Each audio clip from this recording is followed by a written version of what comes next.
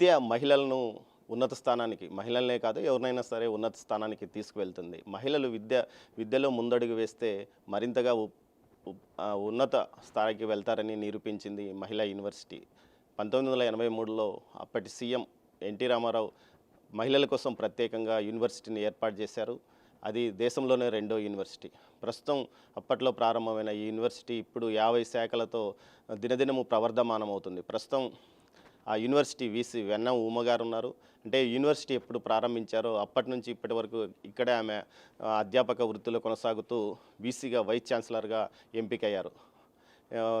గుంటూరు జిల్లా తెనాలికి చెందిన ఆమె అనేక ప్రతిష్టాత్మకమైన విద్యా సంస్థల్లో ఉన్నత విద్యను అభ్యసించి తిరిగి ఇక్కడ తన జీవితం మొత్తం ఈ యూనివర్సిటీకి అంకితం చేశారు. ప్రస్తుతం ఉమ్మగారు ఉన్నారు. ఆమెను అడిగి మరిన్ని విషయాలు తెలుసుకుందాం. మేడం చెప్పండి, మీ విద్యాభ్యాసం ఎక్కడెక్కడ సాగి? నేను స్కూలింగ్ అంతా వరంగల్ జిల్లాలో చదువుకున్నానండి. ఫాతిమా గర్ల్స్ హై స్కూల్లో. డిగ్రీ హైదరాబాద్లో చేశాను, college of social work. MA మాత్రం Tata institute of social sciences ముంబైలో చదువుకున్నాను. పిహెచ్డి ప్రోగ్రామ్ మహిళా విశ్వవిద్యాలయంలో లెక్చరర్గా చేరిన తర్వాత కామన్వెల్త్ స్కాలర్షిప్ మీద సెలెక్ట్ అయ్యి యూనివర్సిటీ ఆఫ్ ఈస్ట్ ఆంగ్లియా నారిచ్లో 3 సంవత్సరాలు ఫుల్ టైమ్ పిహెచ్డి ప్రోగ్రామ్ చేసి తిరిగి మళ్ళీ మహిళా విశ్వవిద్యాలయానికి నా సర్వీస్ అందించడానికి వచ్చినాను. మేడం, మీదైతే గుంటూరు జిల్లా, అటు వరంగల్, ఇటు వివిధ ప్రాంతాల్లో చదువుకున్నారు. అంటే మీ తల్లిదండ్రులు ఎక్కడ అంటే ఉద్యోగస్తులా లేకపోతే వ్యవసాయ కుటుంబం? మా ఫాదర్ అండి he's a teacher, maths teacher ఆయన. కానీ అంతకుముందు రోడ్స్ అండ్ బిల్డింగ్స్ కాంట్రాక్టర్గా చేసేవాళ్ళు. ఆయన మనస్తత్వానికి అది నచ్చక టీచింగ్ ఫీల్డ్ ఎంచుకొని ప్రైవేట్ ఇన్స్టిట్యూట్లోనే ఆయనే పెట్టుకొని మ్యాథ్స్ని పిల్లలకి బోధించడం ఆయన సంతోషకరమైన అంశంగా భావించి ఆయన చేయడం జరిగింది. ఆయన మా బాబాయ్ ఇద్దరు కలిసి చేసేవాళ్ళు.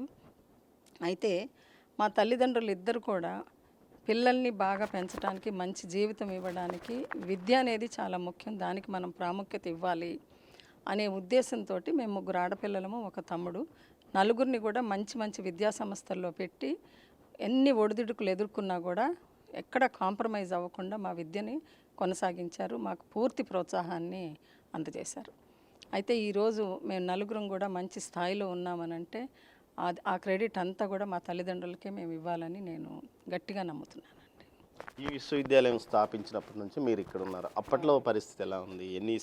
ఎన్ని శాఖలతో ప్రారంభమైంది? ఇన్ని భవనాలు ఉన్నాయా? ఎంతకాలం పట్టింది భవనాల నిర్మాణానికి? 1983 మేలో నేను టాటా ఇన్స్టిట్యూట్ ఆఫ్ సోషల్ సైన్సెస్లో ఎంఏ పూర్తి చేసిన తర్వాత ఇక్కడ తిరుపతిలో మహిళా విశ్వవిద్యాలయం పెడుతున్నారు.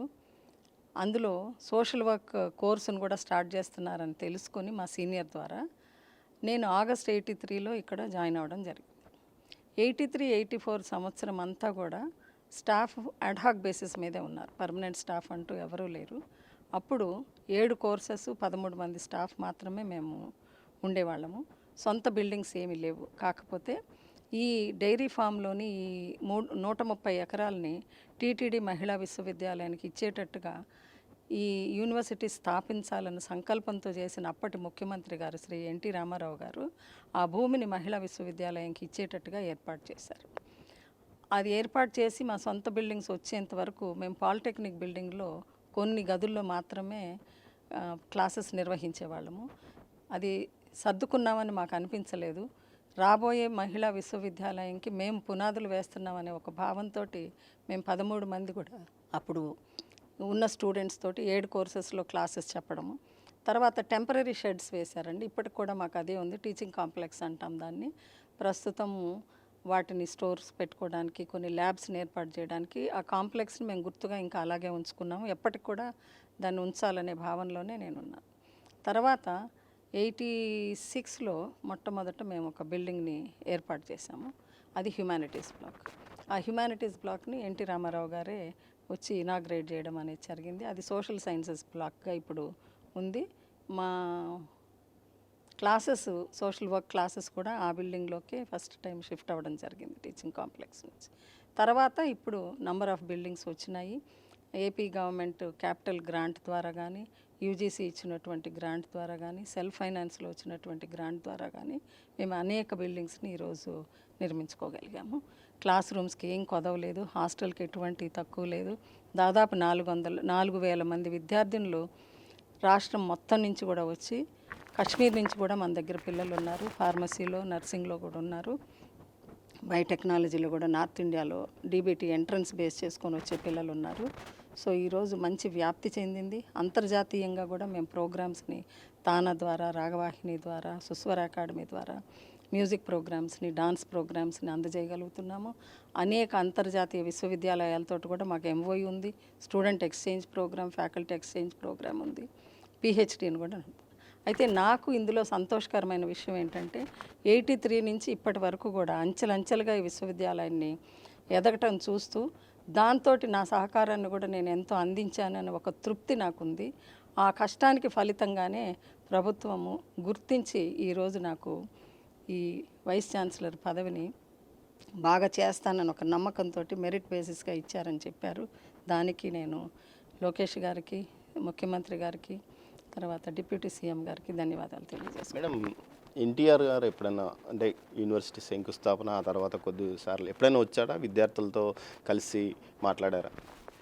ఎన్టీ రామారావు గారండి ఎప్పుడూ మహిళా విశ్వవిద్యాలయం అధ్యాపకులు కానీ విద్యార్థి బృందం కానీ కలవాలంటే వెమ్మటే మాకు అపాయింట్మెంట్ ఇచ్చేవాళ్ళు. నాకే అట్లాంటి 2-3 అనుభవాలు ఉన్నాయి. మొట్టమొదట్లో జర్నలిజం, సోషల్ వర్క్ 83, 84లో స్టార్ట్ చేసినప్పుడు జర్నలిజంలో మహిళా అధ్యాపకులు లేరు. అయితే జర్నలిజం స్టూడెంట్స్ని స్టడీ టూర్కి హైదరాబాద్కి తీసుకెళ్లాలన్నప్పుడు సోషల్ వర్క్లో నేను మహిళా అధ్యాపకురాలుగా నన్ను వెళ్ళమని అప్పుడు వైస్ ఛాన్సలర్ చెప్పారు. సో జర్నలిజం స్టూడెంట్స్ని తీసుకొని మేము హైదరాబాద్ వెళ్ళి అంతకుముందే కాంటాక్ట్ చేసాం. మీరు పెట్టిన విశ్వవిద్యాలయం నుంచి ఫస్ట్ బ్యాచ్ ఆఫ్ స్టూడెంట్స్ మిమ్మల్ని కలవటానికి వస్తున్నారంటే హ్యాబిట్స్లోని ఆయన నివాసంలో వెంటనే ఆయన మాకు అపాయింట్మెంట్ ఇచ్చి పిల్లలందరితోటి కూడా గంటకు పైన వాళ్ళతోటి డిస్కస్ చేసి ఆయన ఏ ఆశయంతో ఈ విశ్వవిద్యాలయాన్ని స్థాపించారో ఆ ఆశయాల్ని ముందుకు తీసుకెళ్ళటానికి స్టూడెంట్స్, ఫ్యాకల్టీ, టీచర్స్ కూడా కృషి చేయాలి అని మా అందరికీ కూడా చెప్పడం జరిగింది. రెండోది మా హ్యుమానిటీస్ బ్లాక్ ఇందాక చెప్పాను 86లో దాన్ని ఓపెన్ చేశారని. ఆ శంకుస్థాపన కాదు, బిల్డింగ్ని ఇనాగ్రేట్ చేసినప్పుడు ఆయన రిబ్బన్ కట్ చేసినప్పుడు పక్కన సిజర్స్ పట్టుకొని నేనే ఉన్నాను అప్పుడు. సో సార్ తోటి కూడా మాట్లాడడం జరిగింది. తర్వాత ఆయన అందరితోటి కూడా మాట్లాడారు. అయితే అక్కడ మనం స్టేజ్ అంతా అరేంజ్ చేసేటప్పుడు ముందే చెప్పారు కుర్చీలు అవన్నీ ఏమి వద్దు అని చెప్పి ఆయన మామూలుగా పరుపులు వేసుకొని కిందే కూర్చొని ప్రతి ఒక్కళ్ళు ఎవరు మాట్లాడాలన్నా ఏమి అడిగినా కూడా చాలా సానుకూలంగా ఓపికగా అందరికీ జవాబు చెప్పి అందరితో చక్కగా మాట్లాడారని అదొక మంచి అనుభూతి నాకు. మేడం, మీ ఎడ్యుకేషన్ అంటే ఇటు విదేశాల్లో చదువుకున్నారు, ఇక్కడ టాటా ఇన్స్టిట్యూషన్లో అంటే మీరు సోషల్ వర్క్ మీద చేశారు కదా, ఆ ఎడ్యుకేషన్ మీరు ఎంత సుదూర ప్రాంతాలకు ఎందుకు వెళ్ళాలనుకున్నారు? అంటే ఇక్కడే అప్పటికే ఉస్మానియా ఉంది, మిగతా యూనివర్సిటీలు కూడా. ఇప్పుడు నేను 86లో కాదండి, 76లో నాకు 10th కంప్లీట్ అయింది. తర్వాత నాకు మెడిసిన్ చేయాలని ఒక కోరిక ఉండేది, కానీ అంత ఈజీ కాదు. అప్పుడు మా నాన్నగారు ఏం చెప్పారంటే నీ మనస్తత్వానికి సోషల్ వర్క్ అనే కోర్సు బాగా సూట్ అవుతుంది. ఈ మధ్య నేను ఎక్కడో డాక్యుమెంట్స్లో చూశాను, ఇప్పుడు అడ్మిషన్స్కి నోటిఫికేషన్ వచ్చింది. హైదరాబాద్లో ఉస్మానియా యూనివర్సిటీ కింద కాలేజ్ ఆఫ్ సోషల్ వర్క్ అని ఉంది, అది బిఎస్డబ్ల్యూ ప్రోగ్రాము, నీ మనస్తత్వానికి సూట్ అవుతుంది, అందులో చేరు అన్నారు. మాకు ఎప్పుడు ఆయన గైడు కాబట్టి ఆయన చెప్పిన దాన్ని చూసి నేను కూడా కొంచెం అసలు ఏంటి ఆ కోర్స్ అని తెలుసుకొని కాలేజ్ ఆఫ్ సోషల్ వర్క్లో 3 సంవత్సరాలు చేరాను. స్కూల్లో నాకు పడిన పునాది ఒక రకమైంది అయితే కనుక కాలేజ్ ఆఫ్ సోషల్ వర్క్లో మా టీచర్స్ ద్వారా నేను నేర్చుకున్నది చాలా ఎక్కువ అండి. అంటే వాళ్ళు సోషల్ వర్క్ కోర్సునే కాకుండా జీవితం అంటే ఏంటి, మనం ఎలాగ అందులో మెసులుకోవాలి, ఇతరులకి మనం ఎలా అండగా ఉండొచ్చు, వాళ్ళ జీవితాలని సరిదిద్దటం కోసం సోషల్ వర్క్ అనే ఒక వృత్తి ఎలా ఉపయోగపడుతుంది. అంటే జనరల్గా సోషల్ వర్క్ని సోషల్ సర్వీస్ కింద అనుకుంటారు. సోషల్ సర్వీస్ డిఫరెంట్ అండి. సోషల్ వర్క్ అనేది ఒక ప్రొఫెషనల్ కోర్స్. అయితే నేను అక్కడ చదువుకునేటప్పుడు మా టీచర్స్ ఇద్దరు టాటా ఇన్స్టిట్యూట్ ఆఫ్ సోషల్ సైన్స్లో చదువుకొని మాకు అధ్యాపకులుగా వచ్చారు. వాళ్ళు మాకు స్ఫూర్తి. సరస్వతి మేడం అని, నాకు ఇప్పటికి కూడా నేను టచ్లో ఉన్నాను మేడం తోటి. వాళ్ళని చూసి నేను ఇన్స్పైర్ అయ్యి టాటా ఇన్స్టిట్యూట్లోనే చదువుకోవాలి అని ఒక సంకల్పంతో ప్రయత్నం చేశాను. టాటా ఇన్స్టిట్యూట్లో ఎంట్రన్స్ నేషనల్ లెవెల్లో ఉంటుంది. మొట్టమొదటిసారి నేను అందులో సెలెక్ట్ అయ్యాను. అప్పుడు బాంబేకి పంపి చదివించటం అనేది మా నాన్నగారికి అంత సులువైన విషయం ఏం కాదు, వ్యవసాయ ఆధారిత కుటుంబం కాబట్టి. కానీ ఆయన ఫుల్ సపోర్ట్ చేశారు. నేను టాటా ఇన్స్టిట్యూట్కి వెళ్ళి 2 ఇయర్స్ అక్కడ కష్టపడి చదువుకున్నాను.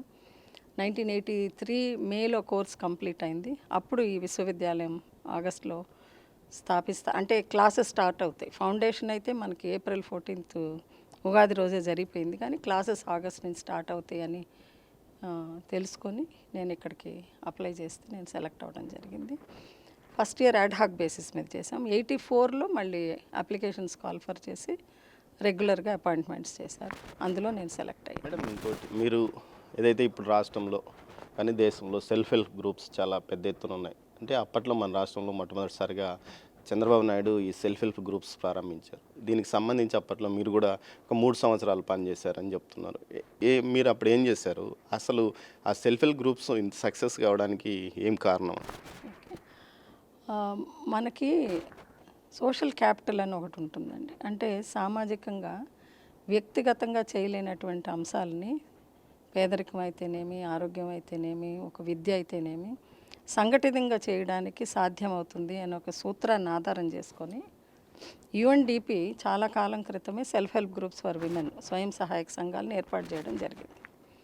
ఇది మేము సోషల్ వర్క్లో కూడా ఒక విద్యా బోధనలో సెల్ఫ్ హెల్ప్ గ్రూప్ అని కాకపోయినా కూడా promoting social capital and group work అనే అంశాలని మేము బోధిస్తూ ఉంటాం. కానీ అప్పటి వరకు మన రాష్ట్రంలో కానీ మన దేశంలో కానీ పెద్దగా రాలేదు. కానీ ఒక్కసారిగా ప్రభంజనంలాగా మాత్రం అప్పట్లోనే వచ్చింది. అవునండి. అంటే మొట్టమొదట ఒక 3 జిల్లాల్లో మాత్రం కర్నూలు, మహబూబ్ నగర్, అనంతపూర్లో మాత్రం UNDP సపోర్ట్ తోటి ఒక పైలట్ లాగా కొంతవరకు జరిగింది. కానీ 2001లో వరల్డ్ బ్యాంక్ సహాయంతో మన అప్పుడు ముఖ్యమంత్రి గారు చంద్రబాబు నాయుడు గారు దీన్ని ఒక పెద్ద ఉద్యమం లాగానే టేకప్ చేశారు.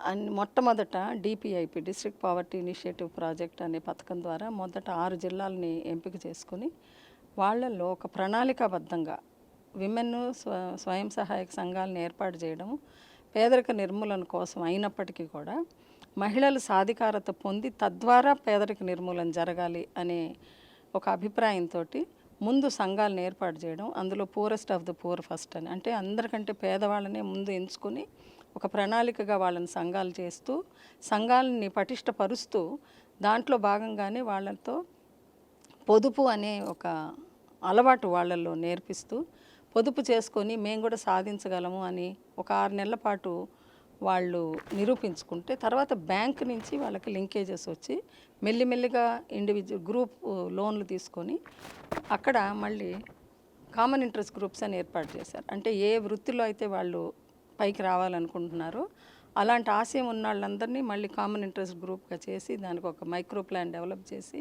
చాలా సిస్టమేటిక్గా ప్రణాళికాబద్ధంగా 2001 నుంచి ఈ ప్రోగ్రాం జరిగిందండి. అంటే విమెన్కి ట్రైనింగ్లో ఏం చెప్పేవాళ్ళనంటే ఉట్టి స్వయం సహాయక సంఘాలంటే ఉట్టి లోన్లు తీసుకొని ఆర్థికంగా అభివృద్ధి చెందడమే కాదు, మీలో కూడా ఒక లీడర్షిప్ క్వాలిటీ డెవలప్ అవ్వాలి, మీరు కూడా ఒక సాధికారతను సాధించాలి. రేపు ఈ పథకాలు ఉన్నా లేకపోయినా కూడా మీలో వచ్చిన సాధికారతతోటి ఈ ప్రోగ్రాం అలాగే కంటిన్యూ అవుతూ మీరు మెల్లమెల్లగా పేదరికంలో నుంచి బయటకు రావాలి. దాంతోపాటు అప్పుడు పెట్టినటువంటి కొన్ని నియమాలు ఏంటి అంటే బడికి వెళ్ళే వయసు పిల్లలు ఎవరు పనిలో ఉండకూడదు. అలా పిల్లల్ని బడికి పంపకుండా పనిలో ఉంచితే కనుక వాళ్ళకి సెల్ఫ్ హెల్ప్ గ్రూప్లో లోన్స్ ఇవ్వడం జరగదని. రెండోది ఇన్సూరెన్స్ అనే కాన్సెప్ట్ కూడా తీసుకొచ్చారండి. అంటే అంతకుముందు పంట పోయిందా, పశువులు చనిపోయినాయా, వాళ్ళు నష్టంతో అలాగే ఉండిపోయేవాళ్ళు. ఎప్పుడైతే ఇన్సూరెన్స్ని వాళ్ళకి అలవాటు చేశారో వాళ్ళు భయం లేకుండా ఒక యాక్టివిటీని టేకప్ చేయడానికి ఒక సంసిద్ధతతో పనిచేయడం జరిగింది. అప్పుడు సెల్ఫ్ హెల్ప్ గ్రూపుల్లో కొంతమంది నాయకులుగా ఎదిగారు, ఎమ్మెల్యేలుగా, ప్రజాప్రతినిధులుగా కూడా అయ్యారు అప్పట్లో. కానీ అది చంద్రబాబు కొంత ఇబ్బంది అయింది అని కూడా అంటారు. అది ఎంతవరకు నిజం? మీరు మామూలు వ్యక్తిగా. ఇబ్బంది అని నేను అనుకోనండి. ప్రశ్నించే తత్వాన్ని నేర్పాలి అని చెప్పారు. సో ప్రశ్నించే తత్వాన్ని ప్రజలు ఏ విధంగా అర్థం చేసుకుంటారు అనే దాని మీద అది ఆధారపడి ఉంటుంది. అంటే సమానత్వం కానివ్వండి, లోన్స్ రావాలని కానీ, అభివృద్ధి చెందాలి అని అన్నప్పుడు అక్కడ మనం చెప్తున్న థియరీ ఏంటంటే కంటెంట్మెంట్, అంటే ఉన్నదాంతో తృప్తిపడి మనం ఇంకా ఎదగాలి అనే ఒక ఆశయం కనుక వాళ్ళలో లేకపోతే ఎక్కడున్న వాళ్ళు అక్కడే ఉంటారు. కాబట్టి ఎక్కడైనా మీరు చూసినప్పుడు ప్రశ్నించటం నేర్చుకోండి అనేది సాధికారత చేయడంలో ఒక భాగమేనమాట. అలాంటప్పుడు కొంతమంది దాన్ని వేరేగా అర్థం చేసుకొని డిమాండ్ చేయడం అనేది కొంతవరకు జరిగింది. బట్ ఏ ఆశయంతో అయితే ఈ స్థాపించారో ఈ ప్రోగ్రామ్ని చేశారో అది చాలా సక్సెస్ అయింది. మేడం, ఇప్పుడు యూనివర్సిటీల వరకు వద్దాం. ఇప్పుడు మీరు సుదీర్ఘకాలం అధ్యాపక గురుస్థానంలో ఉన్నారు, కానీ అప్పటికి ఇప్పటికి విద్యార్థుల్లో కొంత మార్పు జరిగింది. బయట శక్తులు విద్యార్థులను ప్రభావితం చేస్తున్నాయి. ముఖ్యంగా ఏదైతే టెక్నాలజీ వచ్చిన తర్వాత కొంత ఇబ్బందికరమైన వాతావరణము, యూనివర్సిటీల్లోకి డ్రగ్స్, మద్యం, మత్తు పదార్థాలు పెద్ద ఎత్తున వస్తుంది. ఇలాంటి వాటిని అరికట్టడానికి వీసీగా మీరు ఎలాంటి చర్యలు తీసుకోబోతున్నారు? ఓకే, మొట్టమొదటండి మీరు చెప్పింది వాస్తవం. 83, 84, 90స్లో 2000స్లో మేము చూసిన విద్యార్థులకు ఇప్పుడు వస్తున్న విద్యార్థినులకు చాలా వ్యత్యాసం ఉంది. ఏ అంశంలో అంటే మేము మొట్టమొదట చూసినటువంటి విద్యార్థుల్లో ఒక ఆశయం అనేది చాలా క్లియర్గా ఉండేది. అంటే నేను ఎందుకు వచ్చాను ఇక్కడికి, ఏం సాధించాలనుకుంటున్నాను, నా జీవితంలో నేను ఎక్కడికి చేరాలనుకుంటున్నాను అంటే అందరూ చాలా గొప్పగానే ఆలోచించాల్సిన అవసరం లేదు. కొంతమంది నా సామర్థ్యాన్ని బట్టి నేను చదువుకొని నాకు ఉద్యోగం వచ్చి నన్ను నేను పోషించుకొని కుటుంబాన్ని చేసుకుంటే చాలని అనుకోవచ్చు. కానీ కొంతమంది చాలా పెద్ద ఆశయాలతో ఎక్కడెక్కడికో వెళ్ళాలి, ఏదో చేయాలి అన్నట్టుగా ఉంటుంది. ఇప్పుడు విద్యార్థుల్లో అలాంటి ఆశయం అస్సలు స్పష్టంగా కనిపించట్లేదండి. మనమే వాళ్ళ చేత ఎక్సర్సైజ్ చేసి అసలు ఎందుకు వచ్చావు, దీని ద్వారా ఏం చేయాలనుకుంటున్నావు, ఈ చదువు తర్వాత నీ నెక్స్ట్ స్టెప్ ఏంటి అంటే మాకు అనిపిస్తుంది ఏంటంటే ఒక ఉద్యోగం వస్తే చాలు అన్న దృక్పథంతో ప్రస్తుతం విద్య జరుగుతుంది అన్నట్టు. కుటుంబం ఏదైతే కుటుంబ సభ్యులు కూడా పిల్లలకు తగిన సమయం కేటాయించకపోవడమే దీనికి కారణం అంటారా, లేకపోతే ఈ పిల్లలు ఈ విధంగా మారడానికి టెక్నాలజీ కారణం?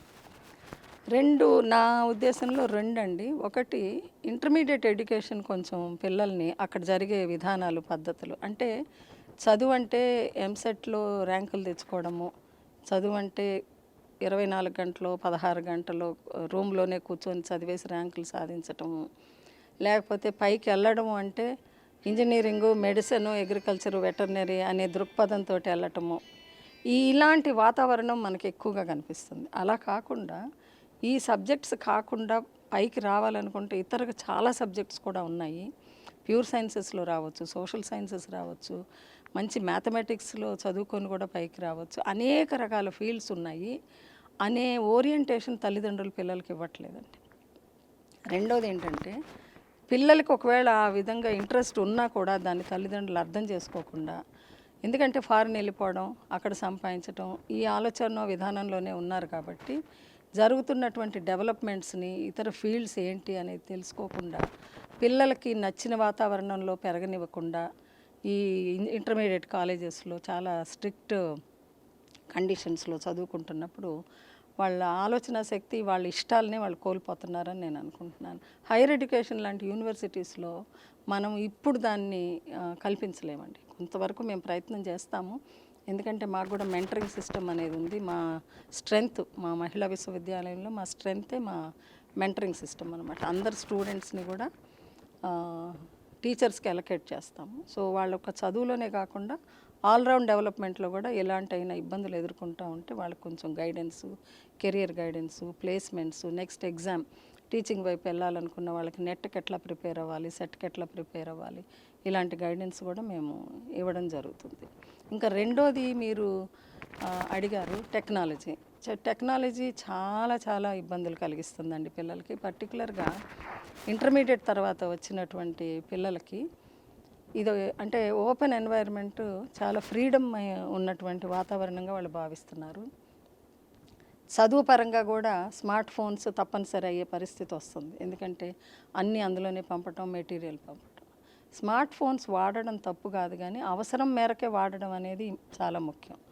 సో అది అబ్యూస్ జరుగుతుందండి. అంటే విద్య కోసమే కాకుండా దాన్ని విద్య కంటే ఎక్కువగా ఇతరత్ర ఉపయోగాలకు వినియోగించడం అనేది కూడా జరగటం వల్ల కొన్ని ఇబ్బందులు రావడం అనేది ఉంటుంది. కానీ మేము పసిగట్టి ముందే వాళ్ళకి లైఫ్ స్కిల్స్ ఎడ్యుకేషన్ ఇస్తామండి. ఫస్ట్ ఓరియంటేషన్ ప్రోగ్రాంలో చేరంగానే ప్రతి విద్యార్థికి కూడా లైఫ్ స్కిల్స్ అనేది నేర్పుతాం. ఇది యుఎన్ ఇచ్చినటువంటి 10 జీవిత నైపుణ్యాలు. అందులో problem solving, critical thinking, decision making, ఇలాంటి అంశాలు అనమాట. వాటి మీద ట్రైనింగ్ ఇవ్వడం వల్ల దాని యొక్క ప్రభావం మాకు చాలా బాగా కనిపిస్తుంది.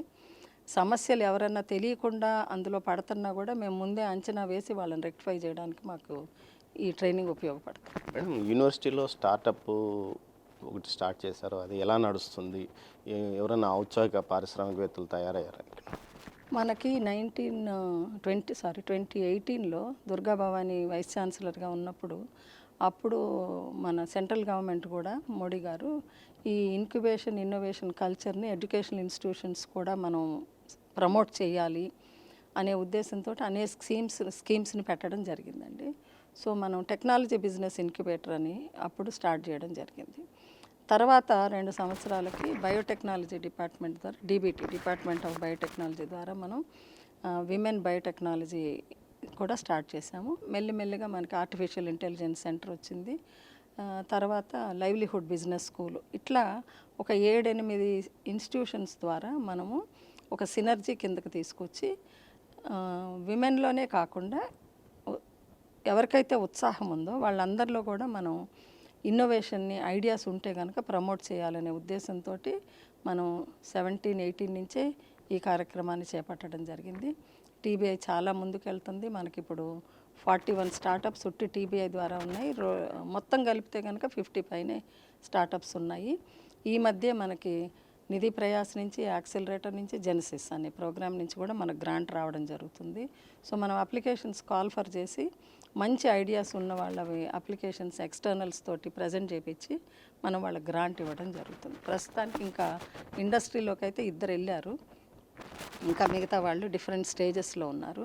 ఖచ్చితంగా కొన్ని పెద్ద పెద్ద ఇండస్ట్రీస్ ఇందులో నుంచి రావడానికి అవకాశం ఉంది. మేడం, పీజీ సెట్ ఇప్పుడు ఏ యూనివర్సిటీకి ఆ యూనివర్సిటీ జరిగితే ఎవరు ఏ కాలేజీలో యూనివర్సిటీకి ఎంపిక చేసుకునే పరిస్థితి ఉండేది. కానీ ఇప్పుడు రాష్ట్ర వ్యాప్తంగా ఒకే సెట్ కావడం వల్ల కొంత ఇబ్బందికరమైన పరిణామం ఏర్పడిందని విద్యార్థులు అంటున్నారు. ఈ విషయంలో మీరు ఏమైనా ప్రభుత్వాన్ని కోరారా? నా అభిప్రాయం ఏంటంటేనండి, ఈ స్టేట్ లెవెల్లో పీజీకి కామన్ ఎంట్రన్స్ పెట్టిన తర్వాత అన్ని విశ్వవిద్యాలయాల్లో కూడా స్టూడెంట్ స్ట్రెంత్ తగ్గిందండి. అది వాస్తవం. దాన్ని మనం కాదనడానికి వీల్లేదు. ప్రైవేట్ ఇన్స్టిట్యూట్స్లో పెరిగినాయండి గత 4 సంవత్సరాల్లో. అంటే ముందు వాళ్ళకు ఓపెన్ అయిన తర్వాతే గవర్నమెంట్ యూనివర్సిటీస్కి వెబ్ ఆప్షన్స్ ఓపెన్ అయ్యేవి. రెండోది ఈ కామన్ మా మహిళా విశ్వవిద్యాలయాన్ని నేను దృష్టిలో పెట్టుకొని మీకు చెప్తున్నది ఏంటంటే, మాకు అందరూ అమ్మాయిలు మహిళా విద్యార్థినులే ఇక్కడికి అడ్మిషన్కి వస్తారు. ఇప్పుడు ఆన్లైన్ ఎగ్జామ్ పెట్టినప్పుడు వాళ్ళు పల్లెల్లో నుంచి వచ్చే వాళ్ళు కూడా ఒక సెంటర్కి ఎక్కడిస్తే అక్కడికి వచ్చి ఎగ్జామ్ రాయాలి. వాళ్ళతో పాటు ఎవరో ఒకళ్ళు తోడు రావాలి. ఆ రోజు ఎవరికైనా కుదరకపోతే అమ్మాయి ఎగ్జామ్ తీసుకోలేకపోతుంది. రెండోది డిగ్రీ లెవెల్లో వాళ్ళకి ఆన్లైన్ ఎగ్జామ్ తీసుకోవడం అనే దాని మీద ట్రైనింగ్ అనేది అసలు ఉండదు. కాబట్టి వాళ్ళు ఆన్లైన్ ఎగ్జామ్ తీసుకునేటప్పుడు పిల్లలు మాకు ఇచ్చిన ఫీడ్బ్యాక్ ఏంటి అంటే, అన్ని క్వశ్చన్స్ టైంకి వాళ్ళు కంప్లీట్ చేయలేక దాన్ని వాళ్ళు ఇన్కంప్లీట్గానే వదిలేసి వచ్చినప్పుడు క్వాలిఫై అవ్వడం లేదు. తర్వాత స్పాట్ అడ్మిషన్స్కి చాలామంది వస్తున్నారు. స్పాట్ అడ్మిషన్స్కి వచ్చినప్పుడు వాళ్ళకి స్కాలర్షిప్ రాదు. బికాజ్ ఎంట్రన్స్ ద్వారా రాలేదు కాబట్టి స్కాలర్షిప్ రాదు. అలాంటి ఇబ్బందులు కూడా ఈ అమ్మాయిలు ఎదుర్కోవడం జరుగుతుంది. మేము ఎంట్రన్స్ పెట్టినప్పుడు మేము 5 సెంటర్స్లో ఫిజికల్గానే ఎగ్జామ్ పెట్టేవాళ్ళం. హైదరాబాద్లో, విజయవాడ, వైజాగ్, కర్నూలు, తిరుపతి. కాబట్టి వచ్చి కూర్చొని రాసినప్పుడు మాకు చాలా ఎంకరేజింగ్గా ఉండే అడ్మిషన్స్ అన్నీ కూడా. చాలా డిపార్ట్మెంట్స్లో పోటీ కూడా ఉండేది. అంటే అప్లై చేసినన్ని సీట్లు లేక కొన్నిసార్లు డెసిషన్ ఎగ్జిక్యూటివ్ కౌన్సిల్లో పెట్టి, స్టాండింగ్ కౌన్సిల్లో పెట్టి సీట్స్ పెంచినటువంటి పరిస్థితి నుంచి ఈరోజు సీట్లు నిండని పరిస్థితికి వచ్చాము కొన్ని డిపార్ట్మెంట్స్లో. అది ఒక కారణం అయితే, రెండోది రెవెన్యూ అండి. అడ్మిషన్స్ అనేది యూనివర్సిటీకి రెవెన్యూ ఇవ్వటానికి, అంటే డబ్బు కొంచెం సంపాదించడానికి ఒక అవకాశం అది. ఎప్పుడైతే అది సెంట్రల్ అయిపోయిందో యూనివర్సిటీస్కి దానివల్ల రాబడి అనేది ఏమీ లేదు. మహిళా విశ్వవిద్యాలయం లాంటి వాళ్ళకి మాకు అఫిలియేటెడ్ కాలేజెస్ లేవు కాబట్టి ఒక మేజర్ సోర్స్ ఆఫ్ రెవెన్యూ కూడా మాకు తగ్గిపోయింది. గత నెల 19న మన లోకేష్ గారు, మినిస్టర్ గారు ఇక్కడికి వచ్చినప్పుడు నేను ఈ మాట రిప్రజెంట్ చేసి ఒక లెటర్ ఇవ్వడం కూడా జరిగింది. మాట్లాడి కనుక్కొని దాని మీద ఒక నిర్ణయం తీసుకుంటానని చెప్పారు. గతంలో స్టార్టింగ్లో ఎంత బడ్జెట్తో యూనివర్సిటీ నడిచేది, ఇప్పుడు ఎంత బడ్జెట్ ఉంది మేడం? బడ్జెట్ వరకు మాకేం ఇబ్బంది లేదండి. ఎందుకంటే ప్రతిసారి మేము పెట్టిన బడ్జెట్ మాకు వస్తూనే ఉంది. మధ్యలో లాస్ట్ 2-3 ఇయర్స్లో కొన్నిసార్లు రిలీజెస్ చాలా లేట్ అయినాయి, శాలరీస్ డిలే అయినాయి. ఇప్పుడు మాత్రం చాలా రెగ్యులర్గా 3-4 తారీఖుల్లోనే మాకు జీతాలు పడిపోతున్నాయి. కాకపోతే ఏం జరిగిందంటేనండి 12th ప్లాన్ వరకు యూజీసీ గ్రాంట్ ఉండేది. శాలరీస్కి స్టేట్ గవర్నమెంట్ ఇచ్చినా కూడా బ్లాక్ గ్రాంట్ ద్వారా, క్యాపిటల్ గ్రాంట్ అని కూడా కన్స్ట్రక్షన్స్కి కానీ, ఎక్విప్మెంట్ కానీ, ల్యాబ్స్ ఎస్టాబ్లిష్ చేసుకోవడం కానీ యూజీసీ నుంచి ప్లాన్ గ్రాంట్ అని 5 సంవత్సరాలకు ఒక గ్రాంట్ వచ్చేది. సో 12th ప్లాన్ అయిపోయిన తర్వాత యూజీసీ నుంచి పెద్దగా గ్రాంట్ అనేది పెద్దగా కాదు, అసలు గ్రాంట్ అనేది ఏం లేదు. మనం ప్రత్యేకంగా ఏమన్నా ప్రాజెక్ట్స్ పెట్టుకుంటే ప్రాజెక్ట్స్ రీసెర్చ్ చేసుకోవడం కోసం గ్రాంట్ వస్తుందే తప్ప మిగతా ఏం లేవు. కాబట్టి మనం మిగతా సోర్సెస్ నుంచి కూడా యూనివర్సిటీని డెవలప్ చేయాలంటే ఆలోచించాలి.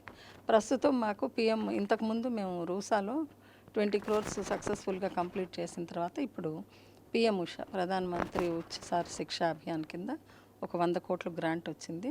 సో దాని ద్వారా మేము రీసెర్చ్ పరంగా కానీ, ల్యాబ్స్ని ఎస్టాబ్లిష్ చేసుకోవడం కానీ, రెనోవేషన్స్ కానీ, 4 కొత్త బిల్డింగ్స్ కట్టుకోవటానికి కానీ ఈ గ్రాంట్ మాకు చాలా ఉపయోగపడుతుంది. యూనివర్సిటీని ఇంకా ఉన్నత స్థాయికి తీసుకెళ్ళడానికి కూడా ఉపయోగపడుతుంది.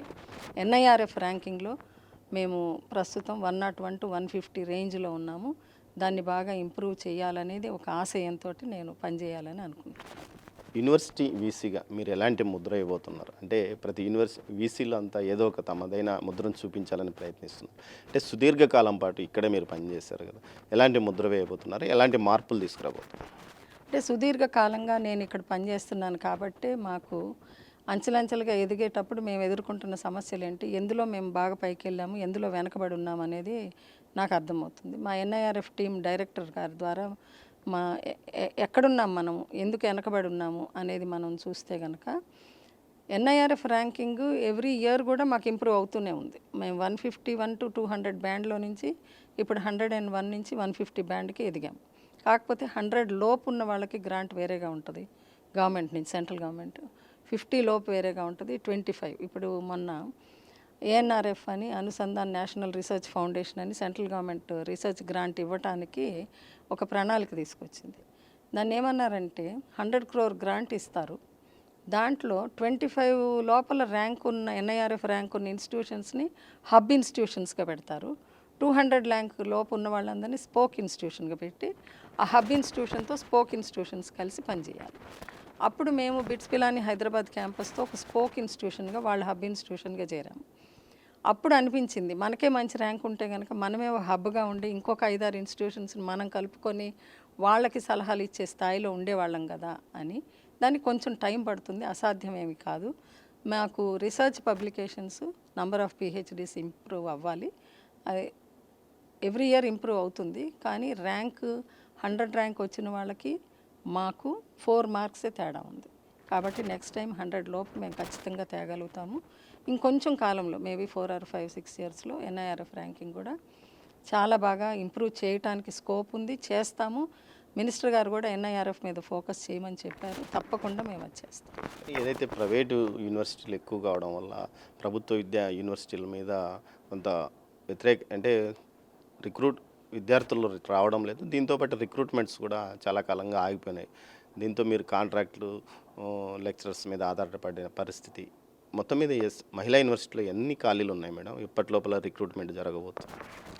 మాకు 60% స్టాఫ్ ఉన్నారండి శాంక్షన్ పొజిషన్స్లో, మిగతా 40% ఈ సంవత్సరం రిక్రూట్మెంట్స్ జరుగుతాయని చెప్పారు. కాకపోతే ఒక జీవో ద్వారా కాంట్రాక్ట్ ఫ్యాకల్టీస్ని ఒక ఫిక్స్డ్ స్కేల్తో తీసుకొని ఎవ్రీ ఇయర్ 1000 ఇంక్రిమెంట్ ఇచ్చేటువంటి విధానాన్ని ఏర్పాటు చేశారు. కాబట్టి కాంట్రాక్ట్ స్టాఫ్ తోటి మేము కొన్ని కోర్సెస్ని ఈరోజు నడపడం జరుగుతుంది. ఫుల్ స్ట్రెంత్ వచ్చిందంటే మాత్రం చాలా ఉపయోగంగా ఉంటుంది, రీసెర్చ్ ఇంకా బాగా చేయడానికి అవకాశం ఉంటుంది, నంబర్ ఆఫ్ పిహెచ్డీస్ కూడా పెరిగే అవకాశం ఉంటుంది. ఫైనల్గా ఒక మాట, వీసీల మీద రాజకీయ ఒత్తిడి ఉంది, రాజకీయ కారణాలతో రాజీనామాలు చేశారంటూ శాసన మండలిలో కొద్ది రోజులుగా గొడవ జరుగుతుంది. అదేవిధంగా మీకు కూడా ఏమైనా రాజకీయ ఒత్తిడి ఉందా? మీరు జాయిన్ అయినారు, ఇన్ఛార్జ్ వీసీగా కొద్ది కాలం 8 నెలలు పనిచేశారు, మళ్ళీ రెగ్యులర్ అయ్యారు. అంటే బయట నుంచి మీకు ఏమైనా ప్రెజర్ ఉందా? రిక్రూట్మెంట్ వాళ్ళని తీసేయండి, వీళ్ళని పెట్టండి, ఇలాంటి ఏదైనా అధికార పార్టీ నుంచి? నేను జూలై 19th ఇన్ఛార్జ్ వీసీగా ఛార్జ్ తీసుకున్నానండి. మళ్ళీ ఫిబ్రవరి 19th రెగ్యులర్ వీసీగా తీసుకున్నాను. నా మీద ఎటువంటి ఒత్తిడి లేదు, ఫలాంది చెయ్యండి అని కానీ నాకేం లేదు. ఒకటే మాకు చెప్పింది ఏంటంటే, మీకు ఇచ్చిన ఎటానమీని, ఫ్రీడమ్ని మీరు సద్వినియోగం చేసుకోండి. యూనివర్సిటీ బాగుపడడానికి, యూనివర్సిటీ డెవలప్ అవ్వడానికి ఏమేం చర్యలు తీసుకోవాలో ధైర్యంగా చర్యలు తీసుకోండి, భయపడాల్సింది లేదు, గవర్నమెంట్ మీ వెనకుంది. మాకు ఇంతవరకే చెప్పారు కానీ మా మీద ఎటువంటి ఒత్తిడి తీసుకురాలేదు. స్థానిక నాయకులు ఏమీ ఒత్తిడి తీసుకురాలేదండి. మా మీద ఎటువంటి ఒత్తిడి లేదు అసలు. మేడం ఇంకోటి చెప్పండి. ఈ మత్తు పదార్థాల మీద అవేర్నెస్ క్లాసులు జరుగుతున్నాయి. అసలు లోపలికి ఎలా వస్తుంది, వీటిని అడ్డుకోవడానికి ఎలాంటి చర్యలు తీసుకోబోతుంది? మాకు ఒక సంఘటన జరిగిందండి, తెలుసు అప్పుడు అందరికీ. మా క్యాంపస్లో జరిగింది, పేపర్లో వచ్చింది, అంతా జరిగింది. అది ఒక లా డిపార్ట్మెంట్లో స్టూడెంట్, వాళ్ళ హస్బెండ్ ఎస్వి యూనివర్సిటీలో ఇద్దరు లాలో చేరారు. వాళ్ళకి బయట కూడా అదే ఉందని మేము విన్నాము. కాకపోతే ఏంటంటే లోపలే స్టూడెంట్స్ని ప్రలోభాలకు గురి చేస్తున్నారు అనేది అర్థం కాక ఒక్క స్టూడెంట్ దానికి ఇది అయ్యటం జరిగింది. అది ఎప్పుడైతే ఎఫ్ఐఆర్ బుక్ అయ్యి మా నోటీస్కి వచ్చిందో మేము ఫ్యాకల్టీ అందరినీ కూడా డ్యూటీస్ వేసి మెంటరింగ్ చేస్తూ, కౌన్సిలింగ్ చేస్తూ, ఇంకేమైనా ఇలాంటివి ఉన్నాయా, ఎలా వస్తుంది అసలు అనేది తెలుసుకున్నప్పుడు ఇంకెవ్వరు కూడా ఏ ప్రలోభాలకి గురవ్వలేదు. కాకపోతే హాస్టల్స్ని కొన్ని రోజులు, ఒక 15 రోజుల పాటు నో అవుటింగ్ అనేది పెట్టి, అది కూడా ఎందుకంటే ఏం జరుగుతుందో తెలుసుకోవాలనే ఉద్దేశంతో బాగా చర్యలు తీసుకున్నాము. రకరకాల ప్రోగ్రామ్స్ని కండక్ట్ చేయడం, ఇండివిజువల్గా, గ్రూప్ కౌన్సిలింగ్, తర్వాత లెక్చర్స్ ఆడిటోరియంలో. సైబర్ క్రైమ్ వాళ్ళు వచ్చారు, పోలీస్ వాళ్ళు వచ్చారు, సైకాలజిస్ట్ వచ్చారు, మా ఫ్యాకల్టీ కూడా ఇలాంటి ప్రోగ్రామ్స్ని కండక్ట్ చేశారు. అయితే నేను అనేది ఏంటంటే అండి, పిల్లలకి తెలియదు అవి అందుబాటులోకి ఎందుకు వస్తున్నాయి, అసలు చిన్న చిన్న షాప్స్లో కూడా దొరికేటువంటి పరిస్థితి ఎందుకు కలిగింది, అంత విచ్చలవిడితనాన్ని ఎందుకు ఆ ప్రభుత్వం కంట్రోల్ చేయలేకపోయింది అనేది మాత్రం చర్చనీయాంశంగానే మిగిలిపోతుంది. మేడం ఇప్పుడు ఏదైతే పిల్లల అడ్మిషన్ సమయంలో వాళ్ళ బ్యాక్గ్రౌండ్ ఏదైనా చెక్ చేసి మీరు రిక్రూట్ అదే జాయిన్ చేసుకుంటే ఈ పరిస్థితి ఉండదా, లేకపోతే అది కొంత అభ్యంతరకరంగా కూడా ఉండే అవకాశం ఉంది? మొత్తం మీద జాయినింగ్ సమయంలోనే మీరు ఏదైనా కఠినంగా చర్యలు తీసుకునే అవకాశం? నేను ఇందాక మీకు చెప్పినట్టుగానండి, ఇప్పుడు ఈ కామన్ ఎంట్రన్స్ ద్వారా వాళ్ళు వెబ్ ఆప్షన్స్ పెట్టుకొని మనకు ఎలకేట్ అయినప్పుడు వాళ్ళు వచ్చి ఫీజు కట్టి అడ్మిషన్ తీసుకోవడం మాత్రమే జరుగుతుంది. ఒక 1 వీక్ 10 డేస్ మనకి క్లాసెస్ అయిన తర్వాత మేము ఓరియంటేషన్ ప్రోగ్రామ్ పెడతాం. 3 డే ఓరియంటేషన్ ప్రోగ్రాంలో మనకున్న వసతులన్నీ ఏంటి అనేది ప్రతి ఒక్కళ్ళు, మెడికల్ ఆఫీసర్ తోటి, లీగల్ ఆఫీసర్ తోటి, లైబ్రేరియన్ తోటి, స్పోర్ట్స్ గేమ్స్ ఏమున్నాయి ఇవన్నీ కూడా వాళ్ళకి చెప్పిన తర్వాత 2.5 డేస్ ఈ లైఫ్ స్కిల్స్ మీద మేము ట్రైనింగ్ ఇస్తున్నామండి. ఆ లైఫ్ స్కిల్స్ విన్న తర్వాత మాత్రం పిల్లలే ఫీడ్బ్యాక్ మనకి ఇస్తున్నారు. వాళ్ళు వాళ్ళ ఇక్కడ ఉండే కాలాన్ని, కొంతమంది 2 సంవత్సరాలు ఉంటారు, కొంతమంది 3 సంవత్సరాలు ఉంటారు, ఇంజనీరింగ్ వాళ్ళు 4 సంవత్సరాలు, 5 ఇయర్ ఇంటిగ్రేటెడ్ వాళ్ళు 5 ఇయర్స్ కూడా ఉంటారు. ఆ కాలాన్ని మనం ఎలా సద్వినియోగం చేసుకోవాలి, సైడ్ ట్రాక్ అవ్వకుండా, ప్రలోభాలకు గురవ్వకుండా మన పెట్టుకున్న గోల్ని మనం ఎలా సాధించాలనే దృక్పథంలో వెళ్ళేటట్టు ఆ 2.5 డే ట్రైనింగ్ ప్రోగ్రామ్ జరుగుతుంది. అది మెంటరింగ్ తోటి ఫాలో అప్ అవుతుందండి. కాబట్టి ఎక్కడైనా కొంచెం ఇబ్బందికరమైన వాతావరణం ఉంది, పిల్లలు ఉన్నారు అని కనుక అనిపిస్తే ఇండివిజువల్ కౌన్సిలింగ్ ద్వారానే మేము వాళ్ళని రెక్టిఫై చేయడానికి ప్రయత్నిస్తున్నాం. మీ పర్సనల్గా అంటే ఈ యూనివర్సిటీ, ఇంత ప్రతిష్టాత్మకమైన మహిళా యూనివర్సిటీకి మీరు వీసీగా ఎంపిక కావడాన్ని ఎలా ఫీల్ అవుతున్నారు? ఎందుకంటే ఈసారి అంతా బయట ప్రాంతాల్లో తెలుగువారు అయినప్పటికీ ఇతర రాష్ట్రాల్లో ఉన్న వారిని మాత్రం తీసుకొచ్చి వీసీలుగా నియమించారు, ఇద్దరిని తప్ప. అందులో ఒకరిద్దరిలో మీరు కూడా ఉన్నారు. దీనికి ఎలా ఫీల్ అవుతున్నారు?